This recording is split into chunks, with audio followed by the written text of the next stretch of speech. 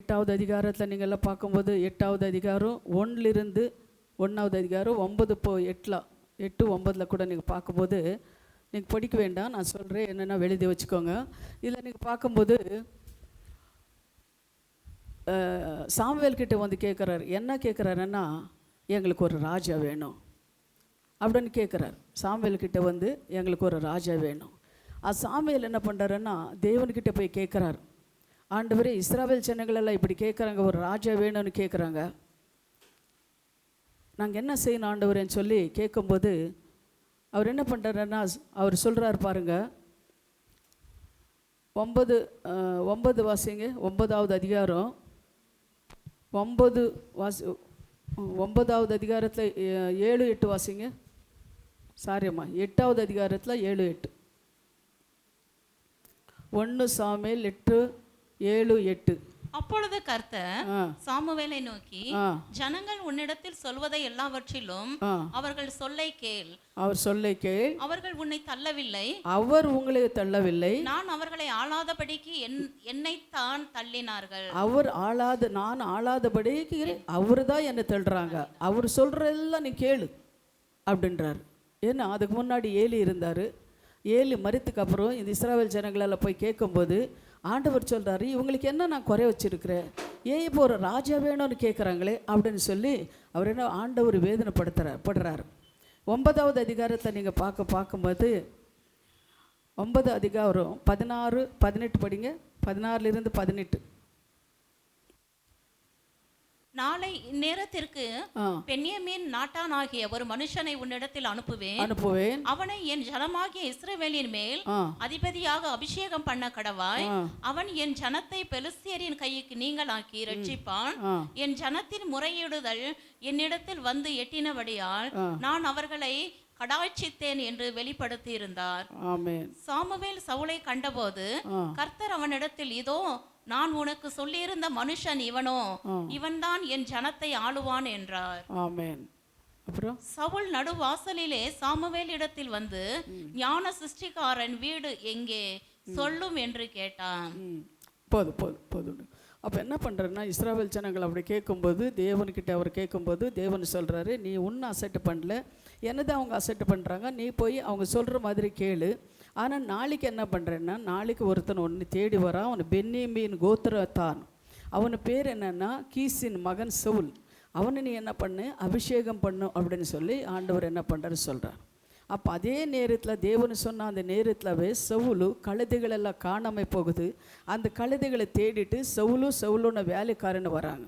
அப்போ அப்படி வேலைக்காரனை வரும்போது அவர் என்ன பண்ணுறாருன்னா, சவுலு சொல்கிறாரு, உன்னை தேவன் அபிஷேகம் பண்ணி சொல்லியிருக்கிறாரு, நீ வா அப்படின்னு சொல்லும்போது அவர் என்ன பண்ணுறாருன்னா, பெலிஸ்தர்களை மேலே யுத்தத்துக்கு போகும்போது உன் அபிஷேகம் பண்ணுறாரு அப்படின்னு சொல்லி அப்போ அந்த சவுலன் அபிஷேகம் பண்ணுறாரு. அப்போது 9 26 27 வாசிங்க. 9 26 27. 1 சாமுவேல் 9 26 27. அவர்கள் அதிகாலமே கிழக்கு வெளிக்கிற நேரத்தில் எழுந்திருந்த போது சாமுவேல் சவுலை மேல் வீட்டின் மேல் அழைத்து நான் உன்னை அனுப்பிவிடும்படிக்கு ஆயத்தப்படு என்றான். சவுல் ஆயத்தப்பட்ட போது அவனும் சாமுவேலும் இருவருமாக வெளியே புறப்பட்டார்கள். அவர்கள் பட்டணத்தின் கடைசி மட்டும் இறங்கி வந்த போது சாமுவேலை சவுலை பார்த்து, வேலைக்காரனை நமக்கு முன்னே நடந்து போக சொல் என்றான். அப்படியே அவன் நடந்து போனான். இப்பொழுது நான் தேவனுடைய வார்த்தையை உனக்கு தெரிவிக்கும்படி நீ சற்றே தரித்து நில் என்றான். அப்ப என்ன பண்றாரு, வேலைக்காரன் அனுப்பிட்டு சாமுவேல் என்ன பண்றாரு, சவுலுன்னு அபிஷேகம் பண்றாரு அப்படின்னு சொல்லி நம்ம பார்க்குறோம். பாருங்க 10 15 17 பாருங்க.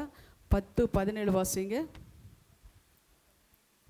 10 1 சாமுவேல் ஜனங்களை மிஸ்பாவிலே கர்த்தரிடத்திலே வரவழைத்து இஸ்ரவேலர் புத்திரரை நோக்கி, இஸ்ரவேலின் தேவனாகிய கர்த்தர் சொல்லுகிறது என்னவென்றால், நான் இஸ்ரவேலை எகிப்திலிருந்து புறப்பட பண்ணி உங்களை எகிப்தியர் கையுக்கும் உங்களை இறுக பிடித்த எல்லா ராஜ்யத்தாரின் கையுக்கும் நீங்களாக்கி விட்டேன்.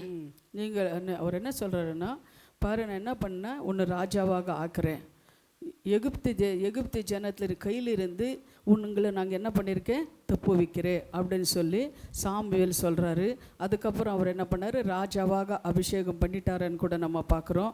அதே போல் 1 சாமுவேல் 11:1 அதிகாரத்தில் நீங்கள் பார்க்கும்போது கூட அவர் ராஜாவாக அபிஷேகம் பண்ணார். தீர்க்கதரிசிகளோட அவங்க போனார். தீர்க்கதரிசிகளோட போய் சவுல் என்ன பண்ணார், தீர்க்கதரிசிகளை ஒருவனா அப்படின்னு சொல்லி கூட அவங்க எல்லாம் சொல்லுவாங்க. அப்படி சொல்லும்போது அவங்க மேலே சவுல் மேலே அபிஷேகம் பரிசுத்த ஆவியானவர் இறங்குவார் அப்படின்னு சொல்லி நம்ம பார்க்குறோம்.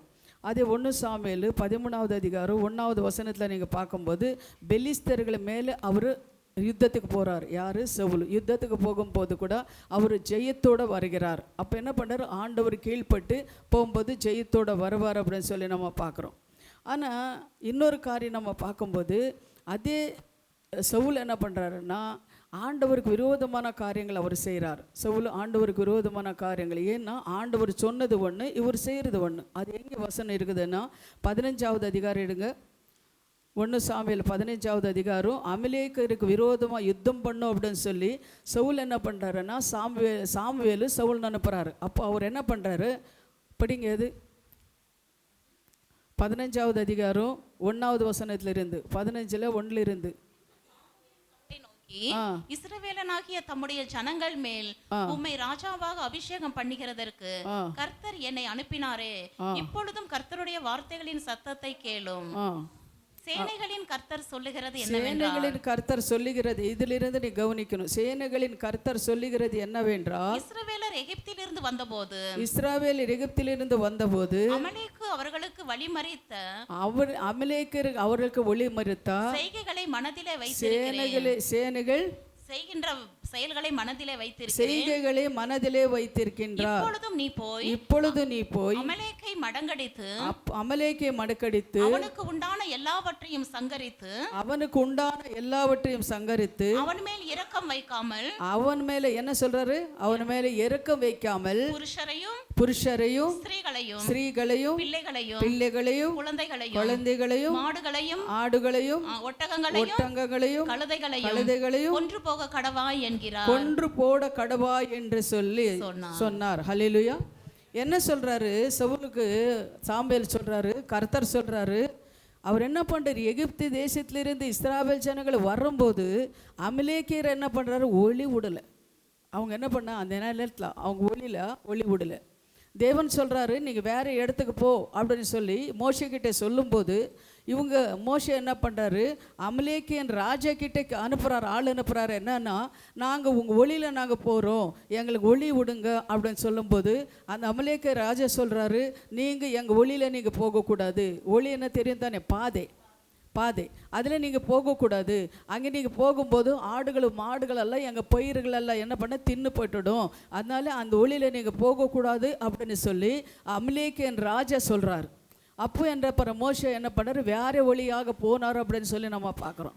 பாருங்கள், அது இதில் நம்மளுக்கு என்ன தெரியுதுன்னா, அமலேக்கியர் அவர் கண்களுக்கு ஒளி மறித்து சென்ன செய்கையை மனதிலே வைத்து கொண்டார். யார் மனதிலே வைத்து கொண்டாருங்க? அமலேக்கியர். மோசே போய் கேட்டார், அமலேக்கியர் என்ன பண்ணார், ஒளி விடமாட்டேன்னு சொன்னார். அது யார் மனிதில் வைத்து கொண்டாருன்னா, ஆண்டவர் மனிதில் வைத்து கொண்டார். என்ன பிள்ளைங்களுக்கு ஒளி மறிக்கிறார்களே அப்படின்னு சொல்லி அவர் என்ன பண்ணுறார், ஆண்டவர் மனுஷில் வைத்து கொள்கிறார். புரியுதுங்களா? படிச்சு இன்னொரு வாட்டி படித்து பாருங்கள். யார் சொல்றது? சேனைகளின் கர்த்தர் சொல்லுறது என்னவென்றால், இஸ்ரவேலர் எகிப்திலிருந்து வந்தபோது, பாருங்க, இஸ்ரவேலர் எகிப்திலிருந்து வரும்போது அமலேக்கு அவர்களுக்கு வழிமறித்த செய்கையை, அமலேக்கு அவருக்கு ஒளிமறித்த செய்தியை மனதிலே வைத்திருக்கிறேன். யார் சொல்றாரு? சேனைகளின் கர்த்தர் என்ன பண்றாரு, மனிதில வைத்து கொண்டு இருக்கிறார். அப்படி என்ன பண்ண மனிதல நான் வைத்திருக்கிறேன். இப்பொழுது நீ போய் அமலேக்கை மடங்கடித்து, என்ன சொல்றாரு, அமலேக்கின் மடக்கடித்து அவனுக்கு உண்டான எல்லாவற்றையும், அவனுக்கு உண்டான போதும் அவனுக்கு உண்டான எல்லாமே நீ என்ன பண்ணு சங்காரி என்றாரு. ஆனா நான் இது தியானிக்க போது எனக்கு என்ன தோணுதுன்னா, இப்போ ஆண்டவர் என்ன பண்ணுறாரு, அமலேக்கர் எத்தனோ வருஷத்துக்கு முன்னாடி மொழி மறித்தார்.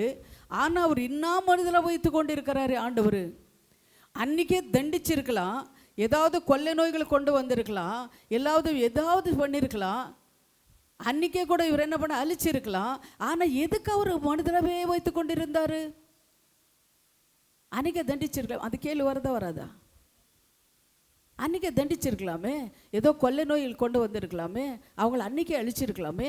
எத்தனை வருஷம் தெரியும், அத்தனை வருஷம் நீ மனசில் வச்சுட்டு இப்போ நீ சவுல ராஜாவாக்கி நீ போய் அவங்கள என்ன பண்ண, மடுக்கெடுத்து போடு.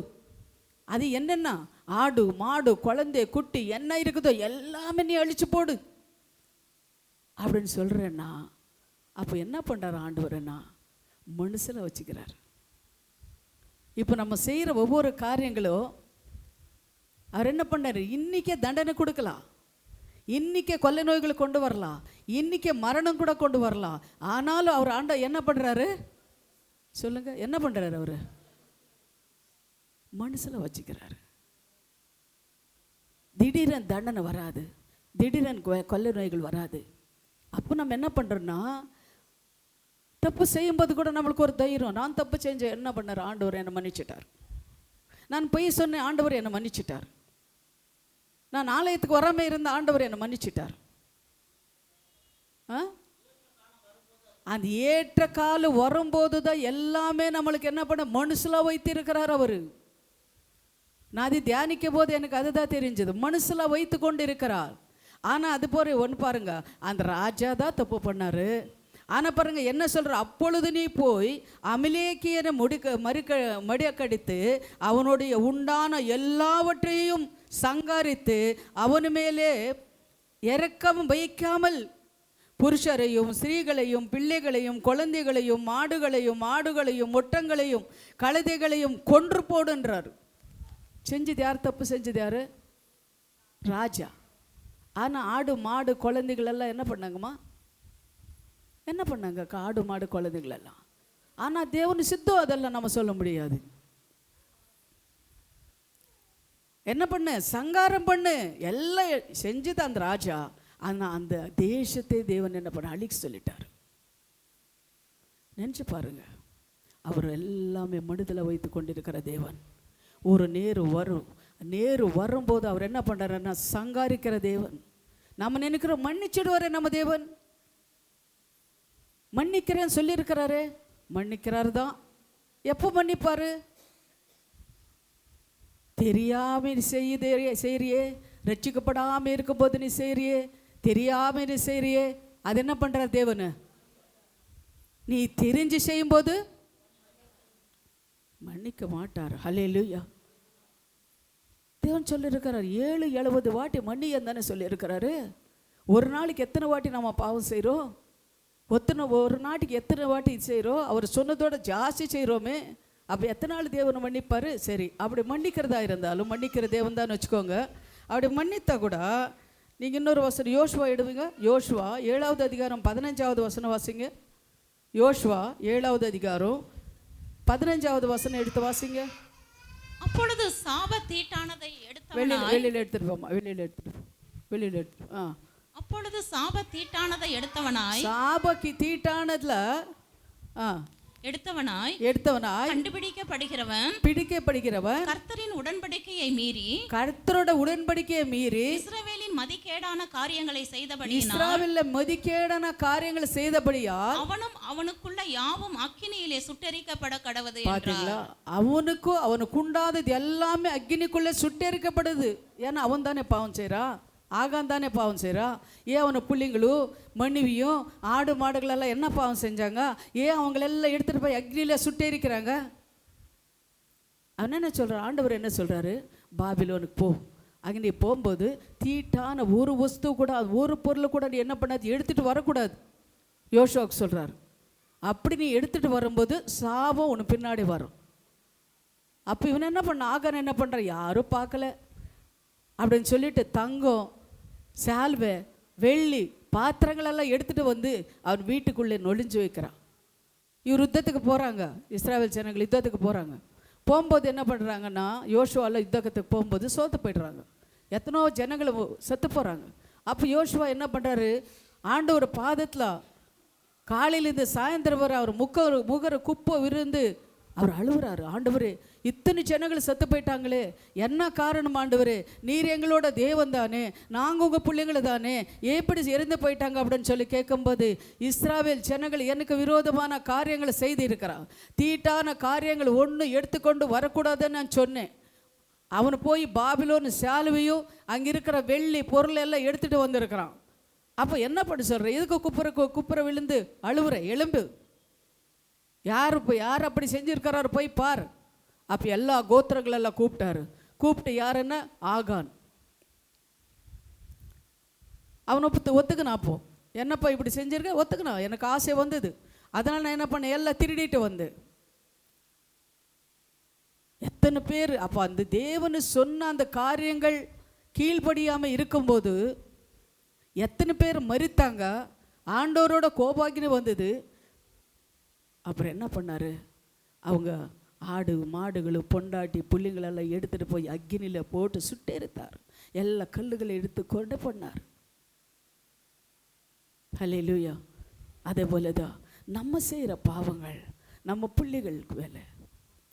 நம்ம செய்கிற பாவங்கள் ஆண்டவர் பார்க்கல, ஆண்டவர் என்ன பண்ண பார்க்கல, நம்மளை மன்னிச்சிட்டார் அப்படின்னு சொல்லி நாம இருந்தோன்னா நம்மளை போலா என்ன சொல்கிறது, முட்டாளம் சொல்லாமா சொல்லலாம். ஹல்லேலூயா. நம்மளை போல முட்டாளங்கள் யாரும் இல்லை. ஆனால் தேவன் ஒவ்வொரு காரியத்துக்கும் அவர் கண்கள் பார்த்து கொண்டே இருக்கும். சரி, நீங்கள் நினைக்கலாம் அது பழைய ஏற்பாட்டு காண்டி பரவாயில்லை. பழைய ஏற்பாட்டு இப்போ இயேசு கிறிஸ்து வந்ததுக்கப்புறம் இயேசு கிறிஸ்து நம்ம பாவங்களை மன்னிச்சிடுறார், நாம் என்ன செஞ்சாலும் மன்னிச்சிட்டார் அப்படின்னு நாம் நினைக்கலாம். ஆனால் புது ஏற்பாட்டு காலத்தில் அப்போஸ்தலர் 5வது அதிகாரத்தில் நீங்கள் பார்க்கும்போது அனனியா சப்பாராள் அவர் என்ன பண்ணாங்கம்மா,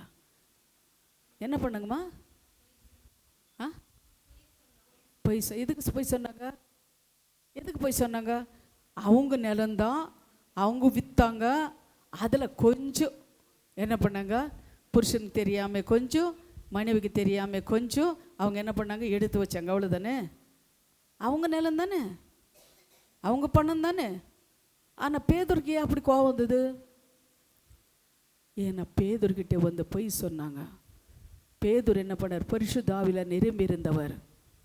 அப்போஸ்தலர்கள் எல்லாம் அவங்க சொத்துக்கள் எல்லாம் விற்று எடுத்துகிட்டு வந்து பேதுரு காலில் வைத்தார். அப்போ இவர் அனனியா சப்பரியால் எடுத்து திருடு வச்சதுனால ஆண்டவரோட கோபாகினி வந்தது. முதலாவதாக புருஷன் வந்தான், கேட்குறாரு, சாத்தான் ஒன்று பொய் தொண்ட தூண்டுனது என்ன, ஏன் இப்படி செஞ்ச, இவ்வளோதான் வந்ததா, இவ்வளோதான், அப்படியே விழுந்து மறிக்கிறார்.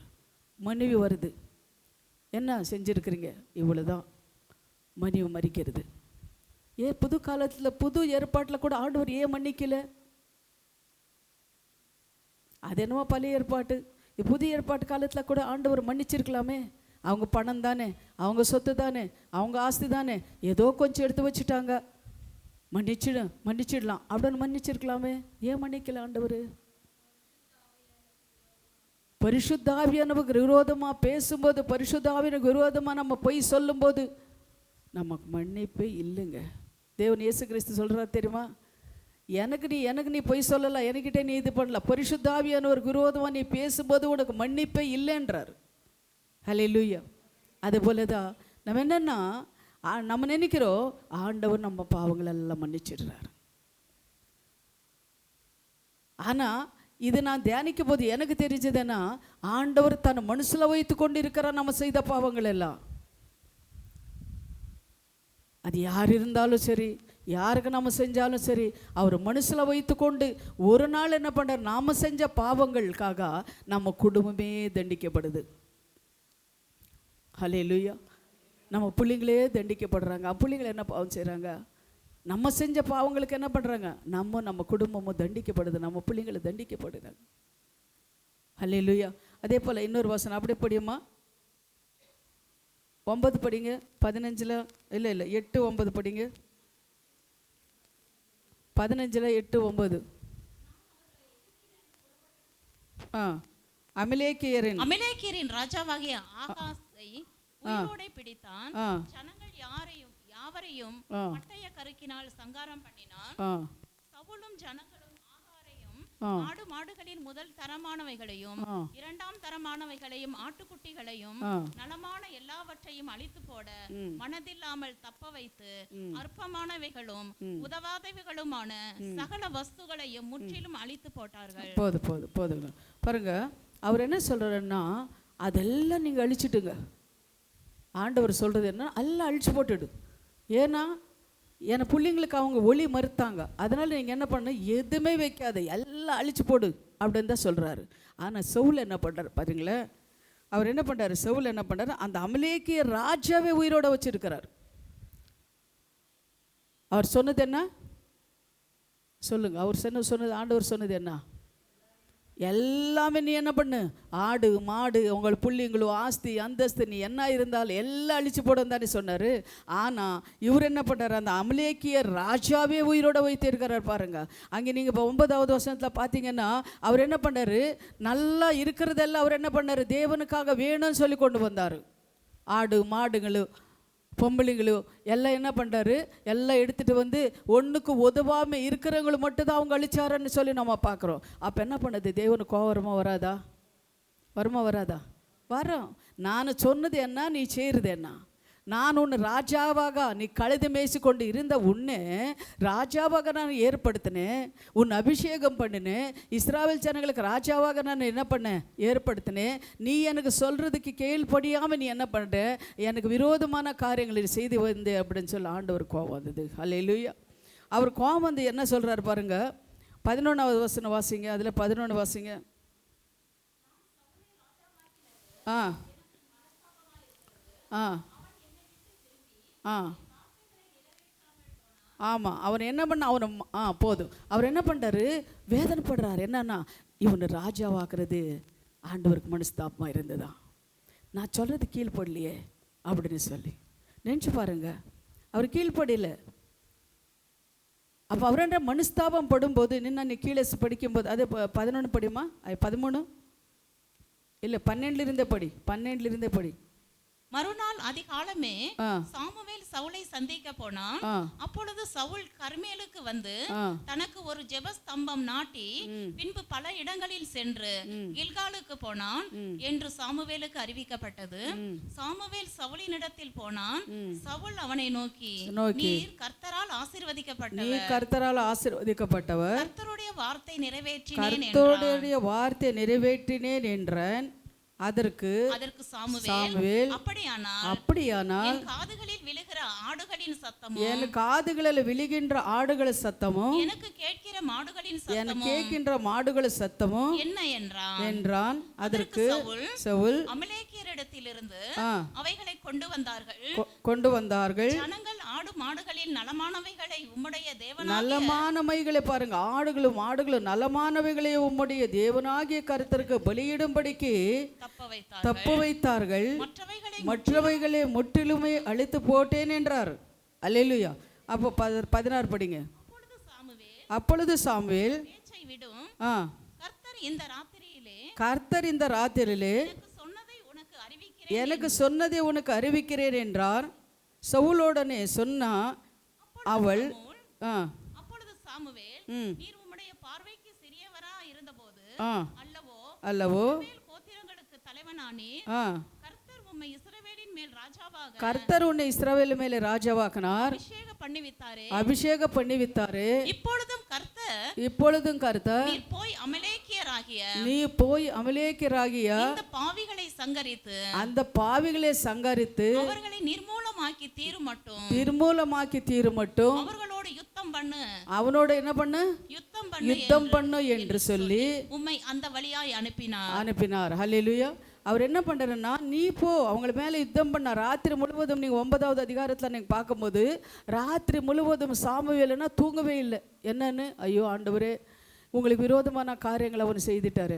ஆனால் ஆண்டவர் சொல்கிறார், இவனு நான் என்ன பண்ணேன், ராஜாவாக மாற்றுறது ஏற்படுறதுக்கு ஆண்டவர் என்ன பண்ண, வேதனைப்படுறாரு, துக்கப்படுறாரு. அதே போல் நான் எங்கேயும் உங்களுக்கு ஆண்டவர் தன் பிள்ளைகளாக ஏற்படுத்துறதுக்கு நாம் தேவனுக்கு விரோதமான காரியங்களை செய்யும்போது எவ்வளோ வேதனைப்படுவார் நினச்சி பாருங்க. அவர் சவுலுன்னு அவர் ஒரு ராஜாவாக ஏற்படுவதற்காக சவுல் தேவனுக்கு விரோதமான காரியங்கள் செய்யும்போது அவர் என்ன பண்றாரு? ராம் முழுவதும் தேவன் வேதனைப்பட்டார் என்று நாங்கள் பார்க்குறோம். ஆனால் என்னையும் ஒன்று ஆண்டவர் தெரிந்து கொண்டார். அவர் சந்தோஷமாக இருப்பாரா? சந்தோஷமான காரியங்களை நம்ம செஞ்சு கொண்டு இருக்கிறோமா? சந்தோஷமாக நம்ம அவளை வைத்திருக்கிறோமா? நினச்சி பாருங்க. இதெல்லாம் தியானிக்கும் போது எனக்கு தெரிஞ்சது என்னென்னா, தேவன் நம்மளை என்ன பண்ண நம்பிக்கை வைத்து சவுல்னை எப்படி ராஜாவாக்குறாரோ அதுபோல் நம்மளை நம்பி ஆண்டவர் இந்த ஊழியத்தை கொடுத்து இருக்கார், இந்த சபை கொடுத்து இருக்கிறார், ஒரு அபிஷேகம் பண்ணியிருக்கிறார் நம்மள எல்லாரையும். ஆனால் நம்மளை பார்த்து சந்தோஷப்படுவாரா? அப்படின்னா மாட்டார். அல்லேலூயா. சந்தோஷப்பட மாட்டார். சந்தோஷப்பட்ட காரியங்கள் நம்ம செய்யும்போது தான் அவர் சந்தோஷப்படுவார். அல்லேலூயா. அதே போல் 15 இது வாசிச்சிங்கம்மா. எதுவரை வாசிச்சிங்க? 12, 13 வாசிச்சிங்களா? 14 வாசிங்க. 18 வரைக்கும் வாசிச்சிங்க. 16. அப்பொழுது சாமுவேல் அந்த அவிடும் கர்த்தர் இந்த ராத்திரியிலே உனக்கு சொன்னதை உமக்கு அறிவிக்கிறேன் என்று சவுலுடனே சொன்னான். அவன் சொல்லும் என்றான். அப்பொழுது சாமுவேல், நீர் உம்முடைய பார்வைக்கு சிறியவனாய் இருந்தபோது அல்லவோ இஸ்ரவேலர் கோத்திரங்களுக்கு தலைவனானீர். கர்த்தர் உம்மை இஸ்ரவேலின் மேல் ராஜாவாக அபிஷேகம் பண்ணிவித்தாரே. சரி, அது படிச்சுட்டோம் இல்லையா? 21 படிங்க. 21, 22. ஜனங்களோ உம்முடைய தேவனாகிய கர்த்தருக்கு கில்காலிலே பலியிடுகிறதற்காக கொள்ளையிலே ஸ்தாபத்தீடாகும் ஆடு மாடுகளையே பிரதானமானவைகளை பிடித்துக்கொண்டு வந்தார்கள் என்றான். அதற்கு சாமுவேல், கர்த்தருடைய சத்தத்திற்கு கீழ்ப்படிகிறவனை பார்க்கிலும் சர்வாங்க தகனங்களுக்கும் பலிகளுக்கும் கர்த்தருக்கு பிரியமாயிருக்குமோ? நீ கீழ்ப்படியதான் கர்த்தருக்கு பிரியம். கீழ்ப்படியாம இருக்கும்போது நீ எவ்வளவு தசமாகளோ காணிக்கைகளோ நீ கொடுத்தாலும் தேவனுக்கு பிரியமா இருக்குமா? சர்வாங்க பலிகளெல்லாம் தேவனுக்கு பிரியமாக இருக்குமா? இருக்காது. நீ கர்த்தருக்கு ஃபஸ்ட்டு என்ன பண்ணணும்? பயப்படணும், கீழ்ப்படியணும். அப்படி இருக்கும்போது தான் கர்த்தர் உன்னை சர்வாங்க பலிகளெல்லாம் ஏற்றுக்கொள்கிறவராக இருக்கிறார். நீ கீழ்ப்படியாமல் இருக்கும்போது நீ எடுத்துகிட்டு வந்து காணிக்கைக்கு செலுத்திட்டா, தசமாக கொடுத்துட்டா தேவன் என்ன பண்ணுறதால ஏற்றுக்கொள்ள மாட்டார். ஹல்லேலூயா. படிங்க. எப்படி? பலிகளை பார்க்கிலும் கீழ்ப்படிதலும் ஆட்டுக்கடாக்களின் நிலத்தை பார்க்கிலும் செவி கொடுத்தலும் உத்தமமா இருக்கும். ஆமென். ஹல்லேலூயா. 23 வாசிங்க. இரண்டாகம் பண்ணுதல் பில்லி சூனிய பாவத்திற்கும் முரட்டாட்டம் பண்ணுதல் அவபக்திக்கும் விக்கிரகாராதனைக்கும் சரியாய் இருக்கிறது. நீர் கர்த்தருடைய வார்த்தையை புறக்கணித்தபடியினால் அவர் உன்னை ராஜாவாய் இராதபடி புறக்கணித்து தள்ளினார் என்றார். அப்பொழுது சவுல் சாமுவேலை நோக்கி, நான் கர்த்தருடைய கட்டளைகளையும் உம்முடைய வார்த்தைகளையும் மீறி பாவம் செய்தேன். நான் ஜனங்களுக்கு பயந்து அவர்கள் சொல்லை கேட்டேன். இப்பொழுதும் நீர் என் பாவத்தை மன்னித்து நான் கர்த்தரை பணிந்து கொள்ளும்படிக்கு என்னோட கூட திரும்பி வாரும் என்றான். அப்புறம் என்ன பண்றாரு அவரு? என்ன பண்றாரு? நீர் இஸ்ரவேல். அப்படி படிங்க. சாமுவேல் சவுலை பார்த்து, நான் உம்முடனே கூட திரும்பி வருவதில்லை. கர்த்தருடைய வார்த்தை புறக்கணித்தீர். நீர் இஸ்ரவேலின் மேல் என்ன பண்றாரு? ராஜாவா இராதபடிக்கு கர்த்தர் உம்மையும் புறக்கணித்து தள்ளினார் என்றார். கர்த்தர் என்ன பண்றார்? இஸ்ரவேல் மேல ராஜாவாக இருக்க உன்னை ஆண்டவர் தெரிந்து கொள்ளல. உன்னை என்ன பண்ணார்? புறக்கணித்து தள்ளினார். உன்னை தள்ளிவிட்டார். நீ ராஜாக இருக்கிறதுக்கு உனக்கு தகுதி இல்லை. ஏன்னா ஆண்டவர் கீழ்ப்படியாமல் இருக்கும்போது ராஜாவாக நீ இருக்க முடியாது. 27 போகும்படி சாமுவேல் திரும்புகிற போது சவுல் அவன் சால்வையின் தொங்கலை பிடித்து கொண்டான். அது கிழிந்து போயிற்று. அப்பொழுது சாமுவேல் அவனை நோக்கி, கர்த்தர் இன்று உம்மிடத்தில் இருந்த இஸ்ரவேலின் ராஜ்யத்தை கிழித்து போட்டு ராஜ்யத்தை உன்னுகிட்ட இருந்த அந்த என்ன பண்றாரு, சவுல் திரும்பும் போது அந்த சால்வை பிடிக்கிறாரு. ஏன்னா நீ என்ன பண்ண, எனக்காக நீ ஆண்டவர்கிட்ட வாதாடன்னு சொல்லி சால்வை பிடிக்கும் போது அது சால்வை கிழிந்து போகுது.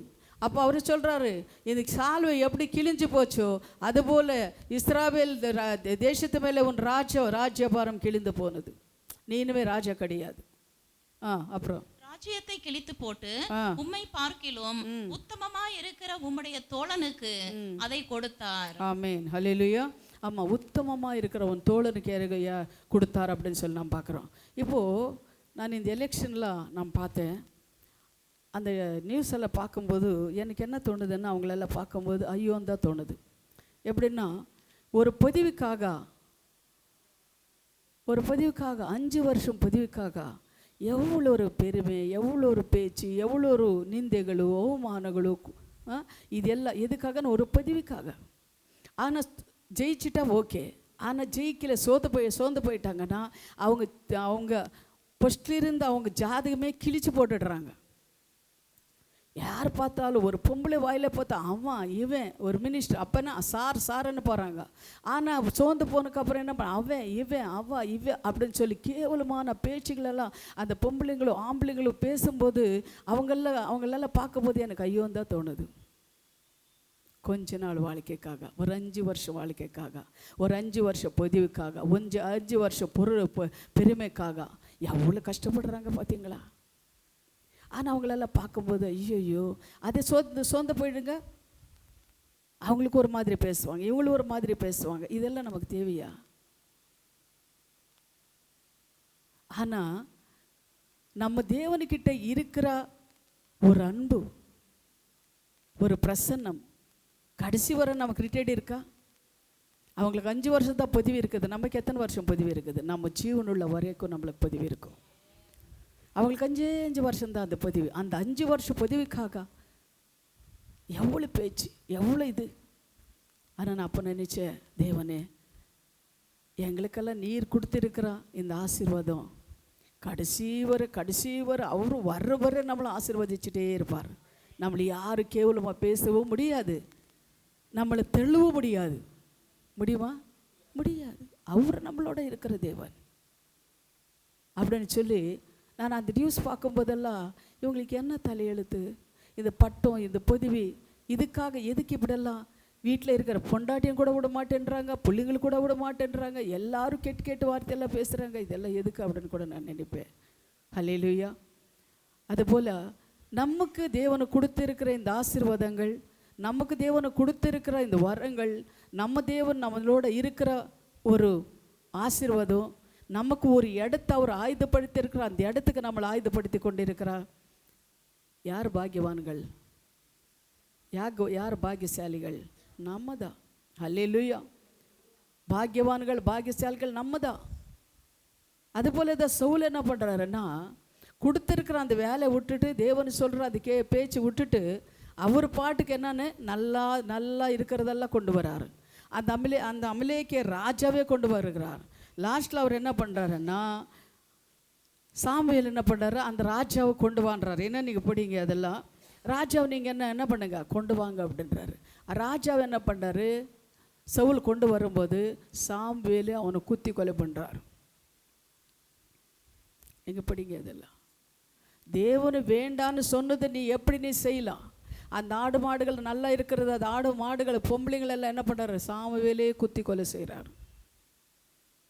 அது ஒரு சாபமான காரியம், அதில் நீ எந்த ஒரு இருக்கக்கூடாது அப்படின்னு சொல்லி சாமுவேலே அவர் ராஜாவனை கொலை பண்ணுறாரு அப்படின்னு சொல்லி நம்ம பார்க்குறோம். சரி, சாமுவேல் சவுல் விட்டுட்டார், தாவீதன் தெரிந்து கொண்டார். தாவீது என்ன பண்ணுறாரு, அவரும் அபிஷேகம் பண்ணு. இவர் என்ன பண்ணுறாரு, சாமுவேல் அழுந்து கொண்டு இருக்கும்போது 16வது வசனம் எடுங்க, 16வது அதிகாரம் 1வது வசனத்தை பாருங்க.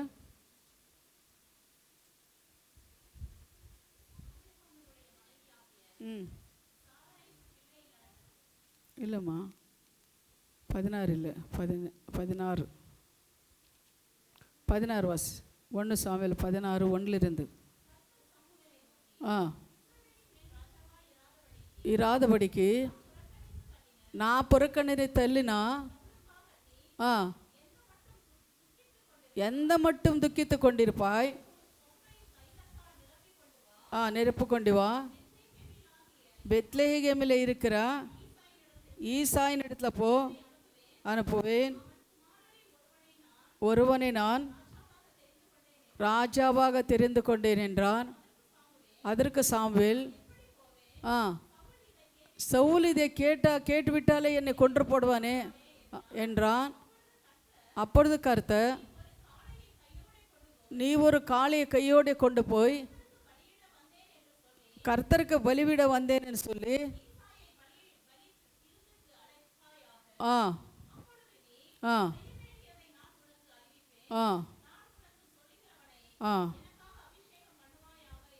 ஆமேன். போதும். ஹல்லேலூயா. அப்போ ஆண்டவர் என்ன பண்ணுறாருன்னா, இன்னும் எதுக்காக நீ அந்த சவுலுக்காக துக்கித்து கொண்டு இருக்கிற, நீ போ ஏசா பெத்லெகேமுக்கு போ. ஏசா மகன் இருக்கிறாங்க, அவங்க 8 பேர் இருக்கிறாங்க. அவங்கள ஒருத்தன் நீ என்ன பண்ணு, அபிஷேகம் பண்ணு அப்படின்றாரு. அப்போது சாமுவேல் சொல்கிறாரு, ஐயோ நான் அங்கே போனேன்னா சவுலுக்கு தெரிஞ்சேன்னா என்னை கொலை பண்ணிடுவார். அப்போ அவர் என்ன சொல்கிறாரு, ஒரு ஆட்டை நீ பிடிச்சி கொண்டு தைல கொம்பு எடுத்துக்கொண்டு போ அப்படின்னு சொல்லி அவரே ஐடியா கொடுக்குறாரு. ஆண்டவரே ஐடியா கொடுத்து சாமுவேல் போகும்போது ஏசா கிட்டே சொல்கிறாரு, ஏசாக்கு 8 பேர் பசங்க இருக்கிறாங்க. அந்த பசங்களெல்லாம் வந்து ஃபஸ்ட்டு ஒருத்தன் வரான், பெரியவன் வரும்போது இல்லை இவன் இல்லைன்னு சொல்கிறாரு ஆண்டவர். இப்படியே 7 பேர் வராங்க. 7 பேரில் கூட யாரையும் தாவீது குமாரர்களை தெரிந்து கொள்ளலை. அப்போது அவர் சொல்கிறார், இவன் நல்ல ஹைட்டாக பர்சனாலிட்டியாக இருக்கிறான், இவன் தான் இருக்குமோ அப்படின்னும் போது ஆண்டவர் சொல்கிறாரு, நீ முகத்தை பார்க்குறேன், நான் என்ன பண்ணுறேன், ஹிருதயத்தை பார்க்குறேன். அவன் முகத்தை நீ பார்க்குற, ஹைட்டு வெயிட்டாக பர்சனாலிட்டியாக இருக்கிறேன், நான் ஹிருதய பார்க்குறேன், இவன் இல்லை தள்ளு. அப்போ ஏசா கிட்ட கேட்குறாரு, நீங்கள் இத்தனை பிள்ளைங்க தானே உங்களுக்கு? அப்போ அவர் சொல்கிறார், இல்லை ஒருத்தன் இருக்கிறான், அவன் ஆடு மேய்ச்சி கொண்டு இருக்கிறான், அவன் எதுக்கும் ஒதுவலை, அவன் படிக்கலை, அவன் என்ன பண்ணுறான், ஆடுகளை மேய்ச்சி கொண்டு இருக்கிறான். அப்போ அவனை கூட்டிகிட்டு வா. அதுவரை நான் என்ன பண்ணுறதில்ல, பந்தி இருக்கிறதில்ல, சாப்பிட்றதில்லை அப்படின்னு சொல்லும்போது அப்போ ஆள் அனுப்புகிறாங்க. அந்த தாவீதனை கூட்டிகிட்டு வராரு. அப்போ ஆண்டவர் சொல்கிறாரு, இவன் அபிஷேகம் பண்ண. அபிஷேகம் பண்ணார். பரிசுத்த ஆவியானவர் அவன் மேலே இறங்குறார். ஹல்லேலூயா. அது தேவன் சொல்கிறாரு, குப்பையில் இருக்கிறா அவங்கள என்ன பண்ணுறாரு, தூக்கி எடுத்து அதிகாரிகளை உக்கார இடத்துல அவர் என்ன பண்ணுறாரா, உக்கார வைக்கிறாராம். பிள்ளை தாட்சியை மலடியே சந்தோஷமான பிள்ளை தாட்சியாக மாற்றுகிறேன்னு சொன்ன தேவன் அவர் என்ன பண்ணார், ஒன்றுக்கு உதவாத தாவீதன் என்ன பண்ணார், அபிஷேகம் பண்ணுறாருன்னு நான் பார்க்குறோம். ஹல்லேலூயா, ஹல்லேலூயா. அதே பாருங்கள், சவுல் ராஜா பாருங்கள் 14 வாசிங்கம்மா. 14. கர்த்தருடைய ஆவி சவுலை விட்டு நீக்கினார். அப்போ இவன் அபிஷேகம் பண்ண உடனே யார் அபிஷேகம் பண்ண, தாவீதன் அபிஷேகம் பண்ண உடனே சவுல் மேலே இருந்த கர்த்தரோட ஆவி சவுலை விட்டு நீக்கி போயிடுச்சு. கர்த்தரால் வரவிடப்பட்ட ஒரு பொல்லாத ஆவி, அது பாருங்க, பரிசுத்த ஆவியானவர் விட்டு வெளிக்கிட்டாரு. பலவீனம் பட்ட பொல்லாத ஆவியை என்ன பண்ணுச்சு, சவுலுக்குள்ளே போய் வந்துச்சு. அது போல தான் சொல்றது, நம்ம சபைக்கு வராம வேதத்தை வாசிக்காம நம்ம இருக்கும்போது தேவனுக்கு விரோதமான காரியங்கள் செய்யும்போது நம்மக்கிட்ட இருக்கிற பரிசுத்த ஆவியை நம்ம விட்டு வெளிக்கு போயிடுவார். பொல்லாத ஆவிகளை நமக்குள்ளே வரும். 1 போய் 7 வருமா. ஹல்லேலூயா. அப்போ அந்த பொல்லாத ஆவி என்ன பண்ணி சவுலுக்கு வந்துச்சு. அப்போ சவுலுக்கு பொல்லாத ஆவு வந்ததுக்கப்புறம் தாவீது மேலே ஒரு எரிச்சல், ஒரு கோபம் அவனுக்கு வரும். அப்போ எப்படி வரும் அப்படின்னு சொல்லி பாருங்க. 14 வாசிச்சிங்களா? 23 வாசியம்மா. 23 வாசிங்க. அப்படியே தேவனால் விடப்பட்ட ஆவி சவுலை பிடிக்கும்போது தாவீது சுரமண்டலத்தை எடுத்து தன் கையினால் வாசிப்பான். அதனாலே பொல்லாத ஆவி அவனை விட்டு நீங்க சவுல் ஆறுதல் அடைந்து சொஸ்தமாவான். ஆமென். அப்போ என்ன பண்றார், தாவீது போய் அவன் சுரமண்டலத்தில் வாசிக்கும் போது பொல்லாத ஆவி அவன் விட்டு சொஸ்தமானான் அப்படின்னு சொல்லி நம்ம பார்க்குறோம். அதே போல் 17வது அதிகாரம். அதுக்கப்புறம் என்ன ஆகுதுன்னா, கோலியாத் இஸ்ராவேலிலே பயன்முறுத்துதல் அப்படின்னு சொல்லி நம்ம பார்க்கும்போது இஸ்ராவேல் ஜனங்கள் என்ன பண்ணுறாங்கன்னா, இஸ்ராவேல் ஜனங்கள் மேலே 40 நாள் என்ன பண்ண யுத்தத்துக்கு வராங்க பெலிஸ்தர்கள். யுத்தத்துக்கு வரும்போது இவங்க எல்லாம் பயந்துட்டு இருக்கிறாங்க. ஐயோ பெலிஸ்தர்கள் யுத்தத்துக்கு வராங்க, அவங்க பலசாலிங்க பராக்கிரமசாலிங்க அப்படின்னு சொல்லி பயந்து கொண்டு இருக்கும்போது சவுல் என்ன பண்ணுறாரு, சவுலுக்கிட்ட தாவீது வராரு. வந்து சொல்கிறாரு, ஐயா நான் போய் பெலிஸ்தரை முறியடிக்கிறேன். அப்போ இவர் சொல்கிறார், நீ பார்த்தா சின்ன பையன், உனக்கு ஒன்றுமே தெரியாது. அப்போ இவர் சொல்கிறாரு, நான் பார்த்தீங்கன்னா என் ஆடுகளை மேய்ச்சி கொண்டு இருக்கும்போது ஒரு வாட்டி கரடி வந்தது, ஒரு வாட்டி சிங்கம் வந்தது, அதெல்லாம் நான் கிழித்து போட்டேன். நான் போகிறேன், அவனும் ருத்த சேதனம் இல்லாமல் இருக்கிற அந்த பெலிஸ்தன் எம்மாத்திரம், என் கர்த்தர் உயிரோடு இருக்கிறார், ஆனால் இவனு ஜெயிக்க என்னால் முடியாதான். அப்போ சவுல் சொல்கிறாரு, அப்படியா அப்படின்னு நீ என்ன பண்ண, இந்த வஸ்திரங்களெல்லாம் வித்துக்கான வஸ்திரங்களெல்லாம் நீ என்ன பண்ண போடு அப்படின்னு அந்த வஸ்திரங்களெல்லாம் கொடுக்குறாரு. ஆனால் வஸ்திரங்களெல்லாம் போட்டு கொஞ்சம் தூரம் நடந்து பார்க்குறாரு, இவளுக்கு ஒத்து வராது. ஓ இதெல்லாம் பிச்சு போட்டு அவர் சொல்கிறார், இதெல்லாம் எனக்கு சரி வராதையா, நான் போகிறேன் அப்படின்னு சொல்லி அவர் என்ன பண்ணுவார், 5 கல் எடுத்துகிட்டு போய் அவர் என்ன பண்ணார், கோலியாத்தை பார்த்து முறியடித்தார். ஹல்லேலூயா ஹல்லேலூயா. அப்போ யார் அவர் கூட இருந்தார், எப்படி அந்த தைரியம் வந்தது? 40 வருஷம் 40 நாளாக இஸ்ராவேல் ஜனங்கள் பயந்துட்டு இருந்த அந்த கோலியாத்தை பார்த்து பயந்துட்டு இருக்கும்போது இவருக்கு மட்டும் எப்படி தைரியம் வந்தது? பரிசுத்த ஆவியானவர் அவரோட இருந்ததுனால. பரிசுத்த ஆவியானவர் என்ன பண்ணார், அவரோட இருந்ததுனால அவருக்கு அப்படி தைரியம் வந்தது. அதே போல் நம்ம கூட பரிசுத்த ஆவியானவர் இருக்கும்போது நம்ம சோறுகளோ பலவீனங்களோ என்ன இருந்தாலும் நம்மளை விட்டு விலகி போயிடும். ஹல்லேலூயா ஹல்லேலூயா. அதால் பரிசுத்த ஆவியானவர் நம்ம ஒவ்வொருவரோட நம்மளோட இருக்கணும். பரிசுத்த ஆவியானவர் அவர் இருக்கும்போது நம்ம சோர்ந்து போக மாட்டோம். அவர் இருக்கும்போது எந்த ஒரு பலவீனங்கள் வந்தாலும் அவர் என்ன பண்ணுறார், முறியடிக்கிற தேவனாக அவர் இருக்கிறார். சத்துரு நம்மளை அணுக முடியாது. இப்போ வீட்டுக்கு அந்த அவ்வளோ தூரத்தில் நீ வர, சரி எதுக்கு அவ்வளோ தூரம் எதுக்கு போகணும், யார் போகிறது, சரி நம்ம இங்கே கொஞ்சம் அல்லை உள்ளாவோ இல்லை பக்கத்தில் இருக்கிற சர்ச்சுக்கோ எங்கேயோ போது இருக்கலாம். ஆனால் பரிசுத்த ஆவியானவர் உன்னோட இருக்கிறனால இதை என்ன பண்ண, என்ன கஷ்டம் வந்தாலும் சரி, வெயிலானாலும் சரி மழையானாலும் சரி, நம்ம என்ன பண்ணணும், சபைக்கு போய் தான் ஆகணும். யார் அதை தூண்டுறது, யார், பரிசுத்த ஆவியானவர். நம்மக்கிட்ட 2 ஆவிகள் இருக்கிறது தெரியுமா. ஒரு ஆவி வந்து என்ன பண்ண, எதுக்கு போகிற நீ, எதுக்கு அவ்வளோ தூரம் போகிற அப்படின்னு சொல்லும். எது வந்தா ஒரு ஆவி, அது பிச்சாச்சு இல்லை, அது என்ன பாவம், நம்மக்கிட்ட இருக்கிற பாவம், அது பிச்சாச்சு இல்லை, நம்மக்கிட்ட இருக்கிற பாவம். இன்னொரு ஆவி இருக்குது, இன்னொரு ஆவி சொல்லும், அது என்ன நடந்தாலும் சரி நீ போ. அது என்ன ஆவி, பரிசுத்த ஆவி. அல்லேலூயா. நம்ம கிட்டே இருக்கிற அந்த பாவம் தான் நம்மளை என்ன பண்ணுதுன்னா, சபைக்கு வராமல் வேதத்தை வாசிக்க முடியாமல் பாவத்தில் சாபத்தில் கொண்டு வர அந்த யாருன்னா நம்ம கிட்டே இருக்கிற பாவம். அது விடாது, நல்ல காரியங்களுக்கு எதுக்கும் விடாது. அதே கெட்ட காரியங்களை பாரு, அங்கே அப்படி இங்கே இப்படி, அது அப்படி, அதை நான் சொல்லக்கூடாது. அப்படியெல்லாம் இருக்கிற அந்த காரியங்களுக்கு போனால் அந்த கெட்டாவே என்ன பண்ண, அந்த பாவம் கொண்டு போகும். அல்லேலூயா. அது போல தான் பவுல்கிட்ட இது தாவீதுகிட்ட இருந்தது யாருன்னா, பரிசுத்த ஆவியானவர் இருந்தார். பரிசுத்த ஆவியானவர் இருந்ததுனாலே தான் அந்த கோலியாத் எல்லாரும் பயந்து கொண்டு இருந்து நடுங்க கொண்டு இருந்தா. அந்த கோலியாத்துக்கு இவ்வளோ எவ்வளோ வயசு இருக்கும், 17 வயசோ 16 17 வயசு இருக்கும் யாருக்கு, தாவீதுக்கு. அவங்கெல்லாம் அண்ணா அவங்கெல்லாம் எப்படி இருக்கிறாங்கன்னா, நல்ல மாடுகள் மாதிரி இருக்கிறாங்க. ஆனால் அவங்களால முடியல, ஏன்னா ஆண்டவர் அவங்ககிட்ட இல்லை. இவர் கூட ஆண்டவர் இருந்தனால தான் ஜெயித்தார். அதே போல் நம்ம கூட ஆண்டவர் இருக்கும்போது எது வேணாலும் நம்ம செய்யலாம், ஜெயிக்கலாம் நம்ம. ஆனால் ஆண்டவர் நம்மளோட இருக்கணும். அப்படி இருக்கும்போது எது வேணாலும் நம்ம செய்கிறவங்களாக இருக்கிறோம். ஹல்லேலூயா. பாரு, கோலியாத்தை ஜெயித்தார் அப்படின்னு சொல்லி நம்ம பார்க்குறோம். சரி, அதுக்கப்புறம் நம்ம என்னென்னா சுருக்கமாக சொல்கிறேன், டைம் ஆயிடுச்சு, சுருக்கமாக சொல்கிறேன். என்னென்னா அப்போது என்னாச்சு, தாவீது ஜெயித்தார்.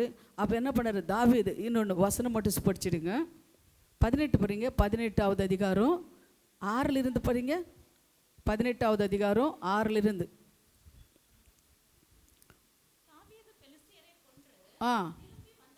திரும்பி வந்த பின்பு ஜனங்கள் திரும்பி வரும்போது ஸ்திரீகள் இஸ்ரவேலின் சகல பட்டணங்களிலும் இருந்து ஆடல் பாடல்களில் புறப்பட்டு மேளங்களோடும் கீத வாக்கியங்களோடும் சந்தோஷமாய் ராஜாவாகிய சவுலுக்கு எதிர்கொண்டு வந்தார். அந்த ஸ்திரீகள் ஆடி பாடிக்கொண்டு சவுல் கொன்றது 1000, தாவீது கொன்றது 10,000 என்று முறைமுறையாக பாடினார். அல்லேலூயா.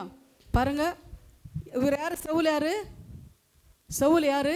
ராஜா. அவர் நினைச்சிருக்கிறாரு நான் தான் ராஜா. ஆனா அவர்கிட்ட இருந்த ஆண்டவர் போயிட்டாருன்னு தெரியல. நான் தான் ராஜா. இவர் தாவீது ஒரு சின்ன பையன், அவர் அபிஷேகம் பண்ணியிருக்கிறது அவருக்கு தெரியாது. ஆனா அவர் என்ன பண்ற, தாவீது அந்த கோலியாத்தை முறியடிச்சிட்டு வரும்போது அந்த பக்கத்துல இருக்கிற ஸ்திரீகள் எல்லாம், பக்கத்துல இருக்கிற பட்டணங்கள்ல இருக்கிற ஸ்திரீகள் எல்லாம் ஆடி பாடி தம்புர்களோட வர்றாங்க. என்னன்னு? தாவீது கொன்றது, சவுல் கொன்றது, தாவீது கொன்றது. அப்போ பாருங்க, ஆடல் பாடலோட இவங்க வரும்போது இவனுக்கு ஒரு கோவம் வந்தது. அப்போ அவனுக்கு 10,000, எனக்கு 1000. நான் ஒரு ராஜா, எனக்கு 1000, அவனுக்கு 10,000. இவன் உயிரோடவே இருக்கக்கூடாது. இவன் என்ன பண்ணணும்? கொலை பண்ணணும் அப்படின்னு சொல்லி அவன் என்ன பண்ணுறான்னா கொலை பண்ணுறதுக்கு தோன்றான். அதுக்கு முன்னாடி என்னன்னா ஒரு வார்த்தை சொல்லியிருந்தா, யார் சவுல் நீ முறியடிக்கிறீங்களோ, சவுல் யார் சாகடிக்கிறீங்களோ அவனுக்கு என் மகளை கொடுத்து திருமணம் பண்ணுவேன்னு சொல்லியிருப்பான். அவன் என்ன பண்ணா, முறியடிச்சிட்டு வந்தா, மகளை திருமணம் பண்ணான். ஆனால் திருமணம் பண்ண அன்னைக்கு ராத்திரியே சவுலை சாகடிக்க பார்த்தான். அப்பா சொன்னா, மீகால சொன்னா, இன்னைக்கு எங்கள் அப்பா ஒன்று சாகடிக்கிறான், நீ என்ன பண்ண, எழுப்பி போயிடு அப்படின்னு சொல்லி தப்பு வித்த அனுப்பிட்டான். அதுக்கப்புறம் சவுல் என்ன பண்ணார், ஒவ்வொரு நாளும் காடு மாடுகளை காடெலாம் மேட்டில் ஒளிஞ்சு கொண்டு இருக்கிற தாவீது. ஆனாலும் அவனை கொலை பண்ணணும். இவன் இருந்தால் நான் ராஜாவாக மாட்டேன், இவன் இவன் பெருமையாக கொண்டாடுறாங்களே அப்படின்னு சொல்லிட்டு அவர் என்ன பண்ணார், எத்தனை வருஷம் அவங்களை துரத்தினார் அப்படின்னு சொல்லி நம்ம பார்க்குறோம் தாவீது. ஆனால் அப்படி துரத்தும் போது கூட தாவீது என்ன பண்ணல, பாவம் செய்யலை, தேவன் கீழ்ப்படி தான் இருந்தார். ஆனால் ஒரே ஒரு வாட்டி பாவம் செஞ்சிட்டார். என்னன்னா, பெத்சபாளிக்கிட்ட பாவம் செய்து அவர் கணவர் என்ன பண்ணார், சாகடிச்சிட்டார். தேவனோட கோபாகினி வந்தது. டைம் ஆயிடுச்சு, அதனால சொல்கிறேன், தேவனோட கோபாகினி வந்தது. அப்போ என்ன பண்ணார், ஆண்டவர் என்ன பண்ணார், நாத்தானுவேல என்ன பண்ணார், நாத்தானே நீ என்ன பண்ண, ஒரே ஒரு ஆடு இருந்துச்சு, அது தெரியும் தெரியல, கதையெல்லாம் தெரியுமா, ஒரே ஒரு 6 இன்ச்சு ஒரு ஏழைப்பட்டவனுக்கு அந்த ஆடை என்ன பண்ண, ஒரு பணக்காரனை போய் புசித்து தின்னுவிட்டான். அவனுக்கு தாவீது கோபம் வருது, யார் ஆண்டவர் அவனை சும்மாவே விடக்கூடாது, நீ தான் அந்த மனுஷன், நீ தான் அந்த பாவி, நீ தான் அவனுக்கு என்ன அவன் பேர் என்ன, உரியாவுக்கு ஒரு பொண்டாட்டி இருந்தா. ஆனால் அவனுக்கு என்ன பண்ணா, யாருமே இல்லை. ஆனால் அவளை என்ன பண்ணினே, அவளுக்கு எடுத்து அவளை புருஷனை கொலை பண்ணிட்டேன், அந்த பாவி நீதான். அப்போதான் 51வது சங்கீதம் எழுதுறான், ஆண்டவரே நான் பாவி, என்னை மன்னிச்சிடுங்க, ஈசோப்பினால என் கழுவுங்க, பரிசுத்தாவியானவரை விட்டு விழுகாதீங்க அப்படின்னு சொல்லி அவர் என்ன பண்ணுறாரு, பாவத்தை கேட்குறாரு, மன்னிப்பு கேட்குறாரு ஆண்டவர்கிட்ட. அல்லேலூயா. மன்னிப்பு கேட்டாலும் ஆண்டவர் மன்னிச்சிட்டாரா? நினச்சி பாருங்க, ஆண்டவர் மன்னிச்சாரா? ஆண்டவர்கிட்ட மன்னிப்பு தானே கேட்டார், தெரியாமல் தானே கேட்டார், மன்னிச்சிடலாமே, ஏன் மன்னிக்கல சொல்லுங்கம்மா, ஏன் மன்னிக்கல? தெரியாம செய்ததுக்கு, தெரிஞ்சு செய்யறதுக்கு மன்னிப்பு இல்லை, தெரிஞ்சு செய்யறதுக்கு மன்னிப்பு இல்லை, கண்டிப்பாக அனுபவிச்சுதாகணும், யாரானாலும் சரி. அதனால என்னாச்சு, அவர் சொந்த மகளை கெடுத்தா, 10 மனைவிகளுக்கு மகனை கெடுத்தா, மகனே யுத்தத்தில் துருத்தி வந்தா கொலை பண்ணுறதுக்கு. ஆனால் அப்போ கூட அவன் என்ன பண்ணல, தேவனை தூஷிக்கலை. ஏன் ஆண்டவரே நான் தப்பு செஞ்சேன், என்னை மன்னிச்சு கூடாதா அப்படின்னு சொல்லி ஒரு வார்த்தை கூட கேட்காத மாதிரி வசனம் இல்லை.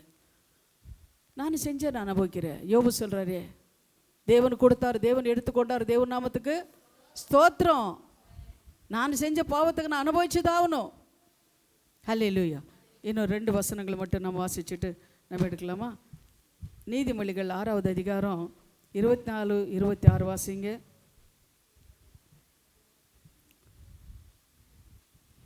வேசி நிமித்தம் ஒரு அப்ப துணிக்கையும் இறங்க வேண்டியதாகும். பாருங்க, வேசி நிமித்தம் ஒரு அப்ப துணிக்கையும் இருக்க வேண்டியதாகும். விபச்சாரியானவள் அருமையான உயிரை வேட்டையாடுகிறாள், தன் வஸ்திரம் வேகாமல் மடியிலே எவனாவது நெருப்பை வைத்து கொள்ள கூடுமோ? எவராவது நெருப்பை வைத்து கொள்ள கூடுமோ? முடியல. ஹல்லேலூயா. அவன் என்ன பண்றான்? ஒரு விபச்சாரி வேட்டையாடுகிறானா. ஹல்லேலூயா. அப்படி நம்ம அவர் விபச்சாரம் செஞ்சிட்டாரு, ஆனால் அவர் வேட்டையாடிக்கொண்டே இருக்கிறது அந்த பாவம். அது இன்னொரு வாட்டி போடுமா? வேசியின் நிமித்தம் ஒரு அப்ப துணிக்கையும் இறக்க வேண்டியதாகும். ஒரு வேசி நிமித்தமும் ஒரு அப்ப துணிக்கை கூட இருக்க வேண்டியதாகும். விபச்சாரியானவள் அருமையான உயிரை வேட்டையாடுகிறாள். விபச்சாரி என்ன பண்றா? அருமையான உயிரை வேட்டையாடுறான். யார் நல்லா இருக்கிறாங்க, யார் பணம் இருக்குது, அவங்கள என்ன பண்றாங்க? அவளை பிடிக்கிறாங்க, வேட்டையாடுறான். அவனை விட்டாலும் அவளை விட மாட்டேன்றான். அது போல தான் தாவீது நிலைமை ஆயிடுச்சு. ஹல்லேலூயா. அது விபச்சாரம் அவனு கூட வேட்டையாடுது. அவன் மனசு மாறினாலும் அது செஞ்சிருக்கிற பாவம் அவனை விட்டு போக மாட்டேங்குது. அதே போல் நீதிமொழிகள் 5வது அதிகாரம் 1:23 நீங்கள் எழுதிக்கோங்க, வீட்டில் வாசிங்க. எஜேக்கியேல் எழுதிக்கோங்க. இதெல்லாம் ரொம்ப முக்கியமான வசனங்கள்லாம். நீதிமொழிகள் 6வது அதிகாரம் 24-26 வரை. அதே நீதிமொழிகள் 5:1-23. இதெல்லாம் நீங்கள் பார்த்தீங்கன்னா ஒரு தேவனுக்கு விரோதமான காரியங்கள் செய்யும்போது அது விபச்சாரி அப்படின்னு தான் தோணுது, சொல்கிறார் ஆண்டவர். எஜேக்கியேல் 16:35 வாசிங்க. எஜேக்கியேல் 16:35 வாசிங்க. சீக்கிரமாக முடிக்க போகிறேன். எஜேக்கியேல் 16:35.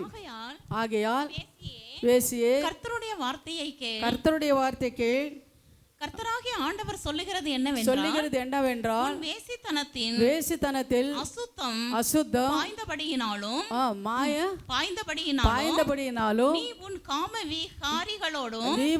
விகாரிகளோடும் அருவருப்பாகிய நரகலான விக்கிரகளோடு வேசித்தனம் பண்ணி இவைகளுக்கு உன் பிள்ளைகளை ரத்தத்தை படைத்ததினால் நிர்வாணம் திறக்கப்பட்டபடியினாலும். போது விடுங்க. ஹல்லேலூயா. ஆமாம், இது வேசித்தனங்கள். இன்னொரு நீங்கள் பார்க்க யோவான் 8:1 யோவான் எடுங்க. யோவான் 8வது அதிகாரம் 1-59 வரை கொஞ்சம் வாசிங்க போதும். யோவான் 8வது அதிகாரம். இயேசு ஒலிவமலைக்கு போனார். மறுநாள் காலையிலே அவர் திரும்ப தேவாலயத்திற்கு வந்தபோது ஜனங்கள் எல்லோரும் அவரிடத்தில் வந்தார்கள். அவர் உட்கார்ந்து அவர்களுக்கு உபதேசம் பண்ணினார். அப்பொழுது விபச்சாரத்திலே கண்டுபிடிக்கப்பட்ட ஒரு ஸ்திரீ வேத பாரகரும் பரிசேயரும் அவரிடத்தில் கொண்டு வந்து இவளை நடுவே நிறுத்தி, போதகரே, இந்த ஸ்திரீ விபச்சாரத்தில் கையும் மெய்யுமாய் பிடிக்கப்பட்டது. இப்படிப்பட்டவர்களை கல்லெறிந்து கொள்ள வேண்டும் என்று மோசே நியாயப்பிரமாணத்தில் தமக்கு கட்டளையிட்டு இருக்கிறாரே. போதும். அது வீட்டில் போய் வாசிக்கோங்க. பாருங்க, இதில் விபச்சார ஸ்திரீ என்ன பண்ணுது? ஆண்டவர்கிட்ட கொண்டு வந்து சொல்லும்போது அவர் சொல்கிறாரு, உங்களில் யார் பாவம் இல்லாமல் இருக்கிறதோ அவர் மட்டும் ஃபஸ்ட்டு கல் எடுங்கன்றாரு. ஆனால் ஒருத்தர் பார்க்குறாரு, நான் பாவின்னா விபச்சாரத்தில் மட்டும் பாவி கிடையாது, சின்ன காரியங்கள் கூட பாவி தான். நான் என்ன பண்ணுவேன்? கல் போட முடியாது அப்படின்னு சொல்லிட்டு ஒருத்தன் என்ன பண்ணுறாரு? போயிடுறாரு. ஆனால் ஆண்டவர் கண்ணெடுத்து பார்த்துட்டு, மகளே யாரும் கல் அறியவில்லையா? இல்லை ஆண்டவரே. அப்போ நீ என்ன பண்ணு? இனிமே பாவம் செய்யாதே, இனிமே நீ என்ன பண்ணாத? பாவம் செய்யாதேன்னு சொல்லி அனுப்புகிறாரு. அல்லேலூயா. அப்போ நான் நினச்சி தியானிக்கும் போது எனக்கு என்னன்னா, அவளை புருஷன் இருந்தானோ இல்லையோ, பிள்ளைங்க இருந்தாலோ இல்லையோ, ஆனாலும் எல்லோ சரி பாவம் பொண்ணு விபச்சாரம் செஞ்சிடுச்சு, சரி போ அப்படின்னு சொல்லலை. அவர் என்ன சொன்னார்? இனிமே பாவம் செய்யாதே. அவள் எப்படி இருந்தாலும் நம்மளுக்கு தெரியாது, புருஷன் இருந்தானோ இல்லையோ தெரியாது, இனிமே பாவம் செய்யாதேன்னு தான் சொல்லி அனுப்புனார். அப்போ அவளை மன்னித்து தான் அனுப்புனார். இனிமேல் நீ பாவம் செய்யாதே, இதுவரை ஏதோ செஞ்சுட்ட, இனிமேல் நீ என்ன பண்ண? பாவம் செய்யாதே போன்னு சொல்லி அனுப்புனார். ஆனால் இப்போ கொஞ்சம் சிலர் என்ன பண்ணுறாங்கன்னா, பாவம் செய்யும்போது செஞ்சுட்டு சொல்லுவாங்க என்னென்னா, எனக்கு கஷ்டம் ஆண்டவருக்கு தெரியும், என் வேதனை ஆண்டவருக்கு தெரியும், என் நிலைமை ஆண்டவருக்கு தெரியும், அதனால் என்னென்ன பாவம் செஞ்சாலும் என் தேவனை மன்னிச்சிடுவாரா? கட்டின பொண்டாட்டிக்கு மோசம், கட்டின புருஷனுக்கு மோசம், பெத்த பிள்ளைங்களுக்கு மோசம் செய்யும்போது தேவன் மன்னிப்பாரா? அவர் என்ன பண்ணுறாரு? ஃபஸ்ட்டு நம்ம பார்த்தோம் இல்லையா, அவர் என்ன பண்ணுறாரு? எல்லாம் யோசனை பண்ணி கொண்டிருப்பார், மனசில் வச்சு கொண்டிருப்பார், மனசில் வச்சு கொண்டிருப்பார். நம்ம நினைக்கிறோம் இப்போ நான் தேவனை மன்னிச்சிடுவார், என் நிலைமை அப்படி இருக்குது, என் சுச்சுவேஷன் அப்படி இருக்குது, நான் பாவம் செஞ்சாலும் மன்னிச்சிடுவார் தேவன். எப்போ மன்னிப்பார் தெரியுமா? மன்னிக்கிற தேவன் தான். எப்போ மன்னிப்பார் தெரியுமா? ஆண்டவர் தெரியாமல் அறியாமல் இருக்கும்போது ஒன்று மன்னிப்பார் பாவங்கள். ஆண்டவர் தெரிஞ்சு அறிஞ்சு நீ செய்கிற பாவங்கள் என்ன பண்ணுறதில்ல, மனைவி பார்க்க மாட்டாங்க, கணவர் பார்க்க மாட்டாங்க, தேவரை பார்த்துட்டே இருக்கிறாரு. நீ நடிப்பல்ல தேவனை பார்த்துட்டே இருக்கிறாரு. மனுஷனை பார்க்காம இருக்கலாம், அவர் பார்த்துட்டே இருக்கிறார். மனம்பு திரும்பாத பட்சத்தில் வெளிப்படுத்தல் 2:21-8 வாசிங்க. 21:8 பயப்படுகின்றவர்களுக்கும் அவிசுவாசிகளுக்கும் அருவருப்பானவர்களுக்கும் கொலைபாதகருக்கும் விபச்சாரக்காரர்களுக்கும் சூனியக்காரர்களுக்கும் விக்கிரகாராதனைக்காரர்களுக்கும் பொய்யர் அனைவருக்கும் இரண்டாம் மரணமாகிய அக்கினியும் கந்தகமும் எரிகின்ற கடலிலே பங்கடைவார்கள் என்று ஆண்டவர் சொல்றார். ஹல்லேலூயா. அக்கினி கடலிலே பங்கடைவார்கள். அவங்களுக்கு என்ன பண்ணல? பரலோகம் இல்லை, அங்கே போய் நிற்கிறது கூட ஸ்தலம் இல்லை. நீ இத்தனை நாள் ஜெபித்து, நீ இத்தனை நாள் வேதத்தை வாசித்து சபைக்கு வந்து பிரயோஜனம் என்ன? கடலில் போடுறாராம். அதே போல் இன்னொன்று வசனம் 20:6 பாருங்க. வெளிப்படுத்தல் 20:6 முதலாம் உயிர்த்தெழுதலுக்கு பங்குள்ளவன் பாக்கியவானும் பரிசுத்தவானுமாய் இருக்கிறார். இவர்கள் மேல் இரண்டாம் மரணத்திற்கு அதிகாரம் இல்லை, இரண்டாம் மரணத்துக்கு மேல அதிகாரம் இல்லை. இவர்கள் தேவனுக்கும் கிறிஸ்துவுக்கும் முன்பாக ஆசாரியராய் இருந்து அவரோடு கூட 1000 வருஷம் ஆமா அரசாளுவார்கள். யார் அரசாளுவார்? விபச்சாரம் செய்யாதவர்கள், தேவனுக்கு கீழ்ப்படுகிறவர்கள், தேவனுக்கு உண்மையாக இருக்கிறவர்கள். அவர் என்ன பண்ணுவார்னா 1000 வருஷம் தேவனோட அரசாளுவார். விபச்சாரிகளும் கொலைகாரர்களும் விக்கிரகாராதனைலாம் யார் எங்கே போக முடியாது, தேவன் பாதத்தில் போக முடியாது. கொஞ்சம் கிறிஸ்தவங்களும் என்ன பண்ணுறாங்கன்னா இங்கே ஒரு காலம் அங்கே ஒரு காலம் வைத்து கொண்டு அது வேணும் இது வேணும், டிவி வேணும், சீரியல் வேணும், ஆண்டவர் வேணும், பைபிள் வேணும். இப்படி நடிக்கிறவங்களுக்கு ஆண்டவர் பாதத்தில் வர முடியாது. இந்த உலகத்தை வெறுத்து என்னை பின்பற்றுவான் தேவன் சொல்லியிருக்கிறார். உலகத்தை வெறுத்து எப்போ பின்பற்று வரோமோ, தேவனு கீழ்படுறியோமோ, இந்த இச்சைகளெல்லாம் நம்ம என்ன பண்ண ஒடுக்கணும். யாரு பார்க்கல அப்படின்னு சொல்லி நம்ம பாவம் செய்யும் கொண்டு இருக்கும் போது அக்கினி கடலெல்லாம் தேவனு போடுறேன்னு சொல்கிறார். ஹல்லேலூயா. நம்ம எச்சரிக்கையுள்ளவர்களாக நம்ம இருக்கணும். ஒரு புருஷனை பொண்டாட்டி ஒரு ஐக்கியம், ஒரு எலும்பு, அந்த எலும்பை பிரிக்கும் போது எப்படி இருக்கும்? புருஷனுக்கு துரோகம், கணவருக்கு துரோகம், பிள்ளைங்களுக்கு துரோகம், பேச்சு பார்த்தா கிறிஸ்துவங்க பைபிள் வாசிக்கிறாங்க, ஜெபம் பண்ணுறாங்க, சரீரத்தை வேசித்தனத்துக்கு ஒப்பு கொடுத்துடுறாங்க. அது எவ்வளோ பாவம்! அது உங்களுக்கு மட்டும் இல்லை, உங்கள் பிள்ளைங்களுக்கு பாவம். நீங்கள் நினைக்கலாம் என் தேவன் மன்னிச்சிடுவார், மன்னிக்க மாட்டார். அவரெல்லாம் வயிற்றில் வைத்து கொள்வார், மனத்தில் வைத்து கொண்டு ஒரு நாள் கொடுத்தாருன்னா எழும்ப முடியாது. நம்ம எல்லாம் எழுப்பி நிற்கலாம். ஸ்தோத்திரம் ஐயா.